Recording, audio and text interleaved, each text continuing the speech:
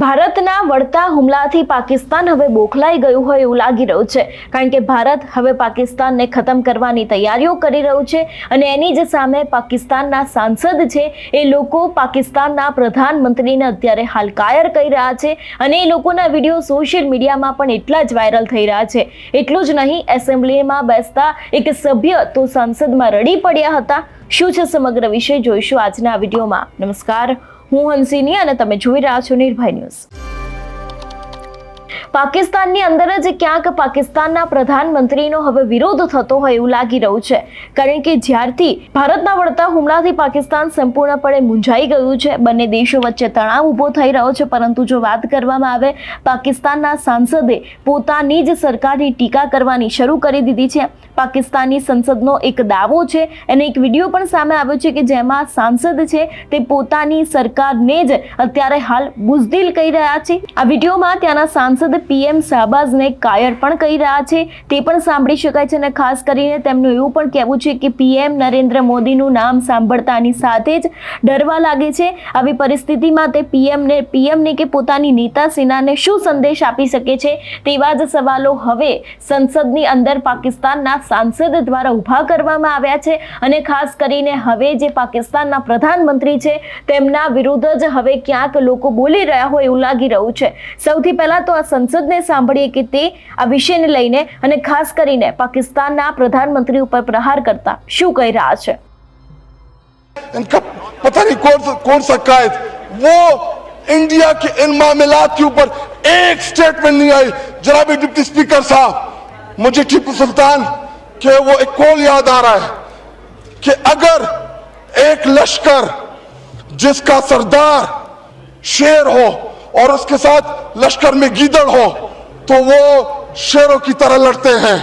अगर शेरों का लश्कर उसका सरदार गीदड़ हो तो वो नहीं लड़ सकते, वो जंगे हार लेते हैं।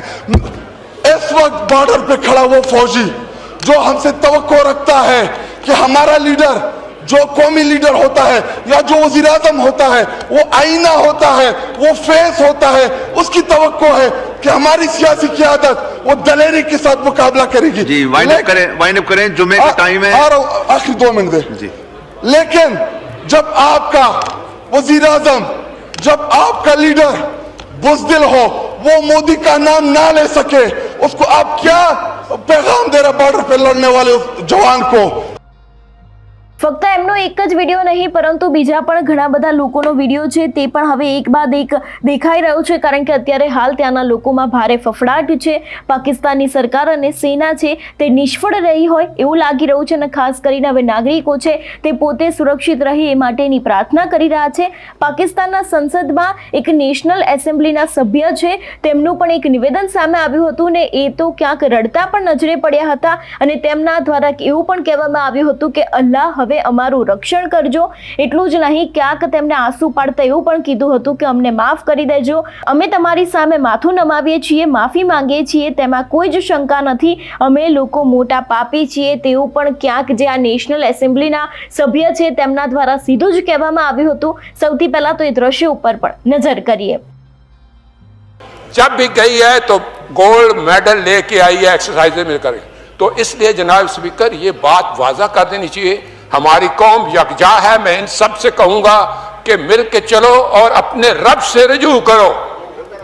रब काबा, हम तेरे आगे दरख्वास्त करते हैं, इस मुल्क की हिफाजत फरमाना जो तूने हमें अता किया है, और ये नबी सल्लल्लाहु अलैहि वसल्लम की दुआओं का है। आपने कायदे आज़म को इंग्लैंड में मुलाकात की, ख्वाब में आए और उनको कहा कि जाओ वापस और जाके पाकिस्तान का मामला हल करो। आप खान कलात को ख्वाब में आके ये हुक्म दिया कि तुमने पाकिस्तान की सरना है, ये मुल्क बन के रहेगा और तुमने तो ये ऐसा बड़ा मोइज़ा है कि अल्लाह पाक ने ये हमें अता किया है और अल्लाह पाक इस मुल्क की हिफाजत फरमाएंगे। दुनिया में जहां भी देखें शायद हमारी कमी है, हम मजबूर हैं, हम गुनाहगार हैं, लेकिन रब्बे काबा हम तेरे हबीब के उम्मती हैं, खुदा का वास्ता हमसे रहम का मौला फरमा। आप चले जाएं, उधर फिलिस्तीन में चले जाएं, कश्मीर में चले जाएं, जहां भी जाएंगे मुसलमानों के साथ वो ऐसे रो रहा है जो हम सोच भी नहीं सकते हैं। तो तू हमें माफ कर दे, हम तेरे आगे सर झुकाते हैं, माफी मांगते हैं। नहीं, इसमें दो राय नहीं है मौला कि हम बड़े गुनाहगार हैं, लेकिन तेरी रहमत बहुत वसी है।